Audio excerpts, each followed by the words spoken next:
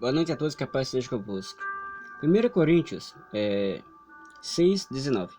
Acaso não sabeis que o vosso corpo é santuário do Espírito Santo que está em vós, o qual tendes da parte de Deus, e que não sois de vós mesmos? Sim, nós somos o templo do Espírito Santo.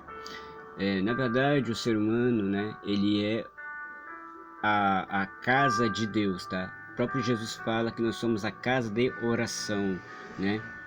Ou seja, por que nós temos que orar todos os dias? Porque nós somos a casa de oração, a casa de Deus, o templo de Deus, o templo do Espírito Santo.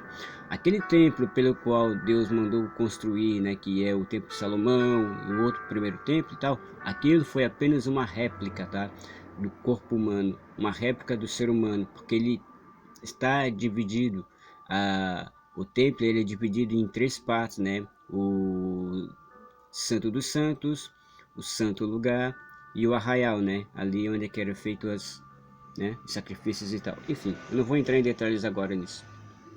Mas vamos lá. Mas por que nós somos o templo do Espírito Santo, né? Por causa disso, porque nós somos a primeira casa, né? Casa de Deus que Deus construiu e manda fazer uma réplica, né? Através de Salomão, através de Moisés e tal, né? Fez uma réplica apenas para que nós vimos entender o porquê e como que nós devemos de adorar a Deus, né? Vamos lá, mas templo do Espírito Santo, mas como assim? Mas o templo ele tinha utensílios. E nós não temos utensílios, nós não temos os móveis. Sim, nós temos todos os móveis do templo. Sim, eu vou falar para você alguns que eu consegui identificar aqui para vocês. Vamos lá. Eu não sei se você observou ou já se deu em conta, né? Por que você tem, né, nas mãos, nos pés, enfim, né, 5 dedos, né, em cada par, né, em cada mão, em cada pé, né? 5 cada um, né? Eu não sei se você já observou, parou para pensar, mas por que eu tenho, né? Enfim, se você já se fez essa pergunta, você se lembra na época em que os pais mandavam às vezes as crianças, né, comprarem, né, alguma coisa e amarravam algumas fitinhas e tal nas mãos para a criança se lembrar do, da compra, né, do produto e tal? Pois é, então Deus fez a mesma coisa em nós, tá? Deus colocou em nós para que nós sempre vejamos que existe os 10 mandamentos, ou seja, nossas mãos e nossos pés representam as tábuas da lei, tá? Mas como assim? Eu não entendi, eu vou falar aqui para você. Olha só que interessante. Os nossos pés. Primeiramente eu vou falar dos nossos pés. Olha só. Lá em Êxodo 32:19 fala o seguinte: logo que se aproximou do arraial, viu ele o bezerro e as danças. Então acendeu-se a ira, arrogou das mãos as tábuas e quebrou-as no pé do monte. Quebrou os pés no monte. Desculpa aqui a minha leitura, que às vezes a gente gagueja um pouco. Mas vamos lá. Aos pés do monte. Então Deus manda Moisés, né, pegar duas pedras duas pedras lá do monte, esculpe lá duas pedras lá, e ele vai lá e escreve, né, os 10 mandamentos. E o que acontece, né? Agora você tem que ir lá mostrar ao povo esses mandamentos.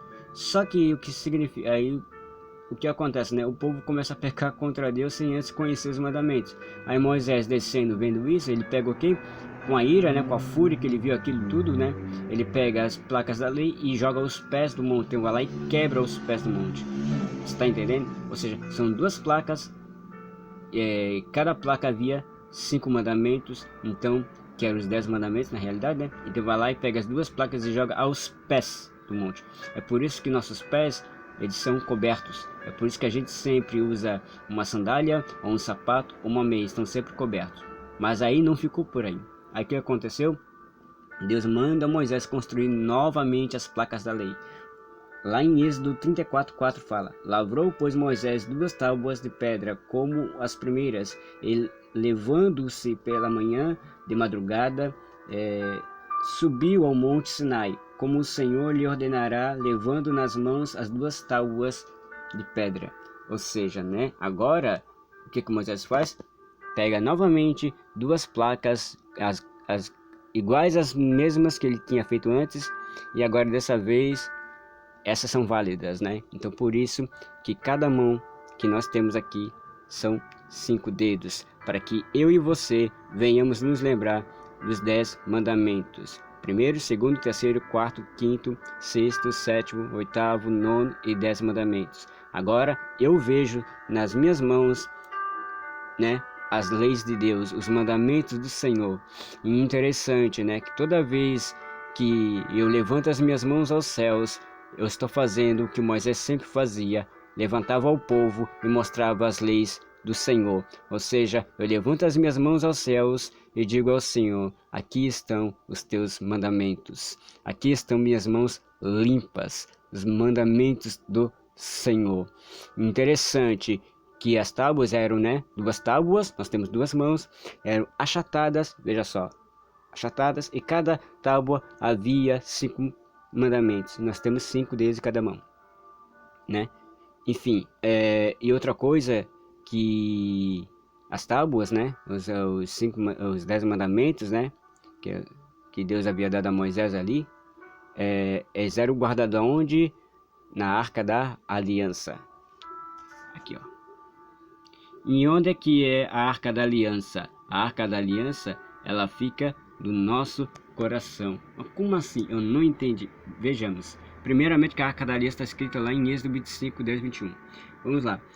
Lá em Salmos 119, 11 diz o seguinte: escondi a tua palavra no meu coração, para eu não pecar contra ti, Senhor. Ou seja, aqui, ó, nosso coração. Veja só uma coisa aqui, ó. Os querubins em cima da arca, né? Por quê? Porque é santidade, né, praticamente. Então, em cima do propiciatório, que é a tampa da arca, havia 2 querubins olhando para baixo, né? E no centro da arca havia fogo, né? Que Deus descia como forma de fogo aqui, ó, e falava com o sacerdote. Então, né, vinha aqui o poder de Deus, vinha a presença de Deus aqui. E interessante que Jesus, né, lá com aqueles 2 discípulos de Emaús, né, lá, que quando ele falava da palavra de Deus, o que um deles falou? Interessante que quando ele falava com a gente, o nosso coração ardia, queimava, ou seja, coração do Senhor.